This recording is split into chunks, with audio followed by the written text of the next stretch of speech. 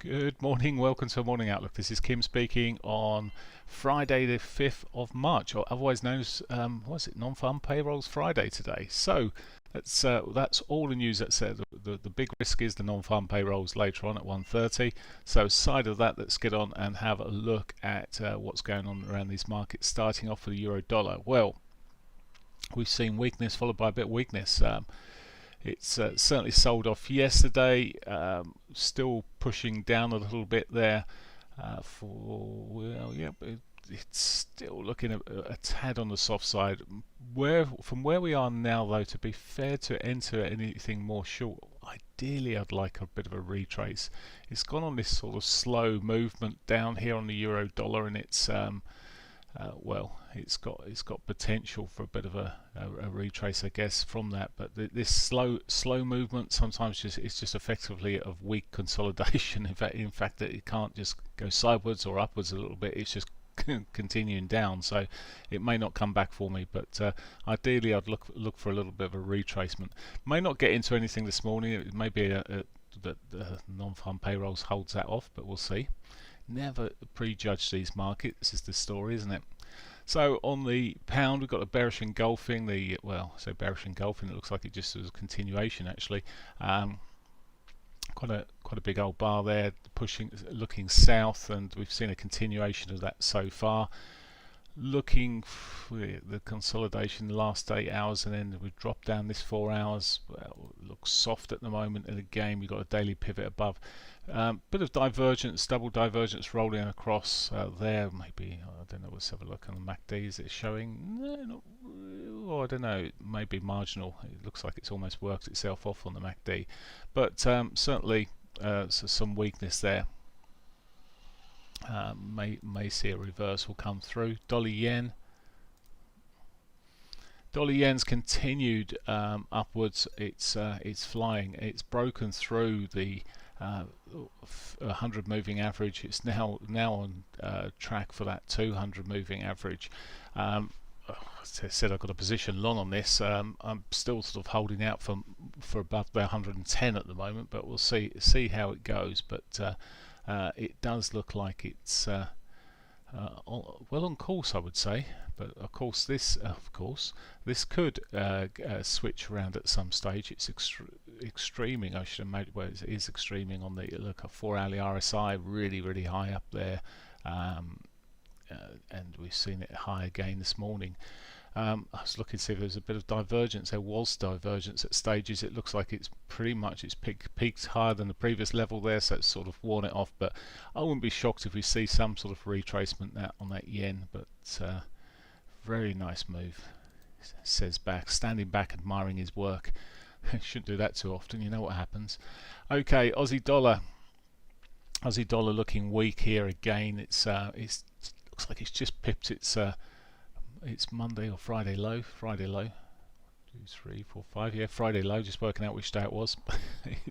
Everything looked weak at the beginning of the week, and some have rolled over more than others. This is just, it showed that, as I said, it had the steps up into yesterday, and it looked like yesterday it was going to push up maybe even more, but couldn't get through the 34. Let's put the lower high in now, and again looking soft. Short time frame, we're going to be looking at pivots above, but it's already rolled off and looking soft there. So again, another soft candidate. Canadian dollar's been a bit intransigent for some, I should imagine. It's not really moved massively. It's stuck into its monthly pivot. It pipped up and down. It broke its trend line here, came back, tested it, looked like it was going to bounce off it and went through it, and then, well, maybe it's back on its route to the upside. But quite awkward double tops at the and into that pivot. That pivot, as I say, that monthly pivot's just been a great point of resistance. Always have a look at your monthly pivots, he says.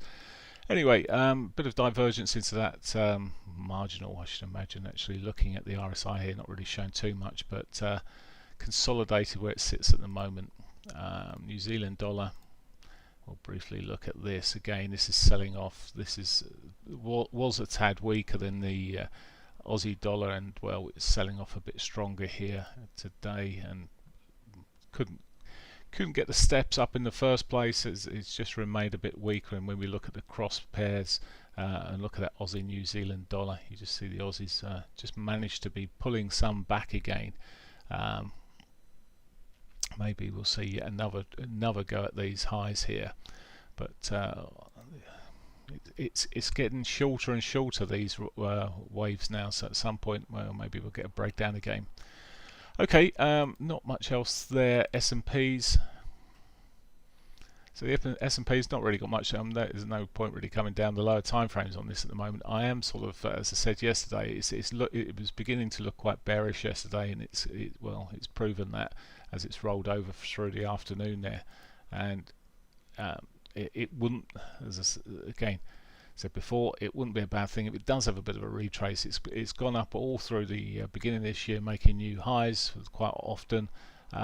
It's probably waiting for Sleepy Joe and Co to get that fiscal stimulus through, and maybe we'll see a bit more of a pop back then. But for now, the market's got a bit bored. The yields have been pushing high. They didn't seem to do a great deal yesterday. The Fed Powell, when he spoke there, to stemmy the rot basically, and which was a good thing because we were short a couple of those markets.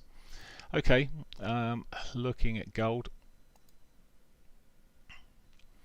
We were long dollar basically yesterday, and it worked to a treat. Okay, lower highs, lower lows, pushing through. On gold on the dailies, it's continuing to push through now. 1696. It's sitting at the moment. It still looks soft. I'll come down the time frames. Lower highs, lower lows continue. Been talking about these most of the week, and it just looks soft in the from a daily perspective. It's almost back into its pivot. It may give a break of this trend line for further downside, or that will set up further downside, he said. Oil, after the OPEC meeting then, we've got a further shove yesterday, and well, it's not ready for me yet. Pushing up to yet new highs. The interesting thing here, regardless of what OPEC's done short term, is the fact that I was reading the Chinese have really filled up all their storage through using the really cheap prices, and it could be a drop in demand, but we'll see. For now though, it's pushing up, and I still can't get short, so I will leave that running, just as my personal vendetta against oil. I want to get short on it probably, but I'll just wait my time. Okay, that's pretty much it for me today. Oh, Bitcoin. Let's have a quick look at Bitcoin futures here. So the Bitcoin futures just consolidating. Okay, so bearing in mind what's happening elsewhere, the stronger dollar, it's not overly cooked this too much. It's holding in the right sort of area.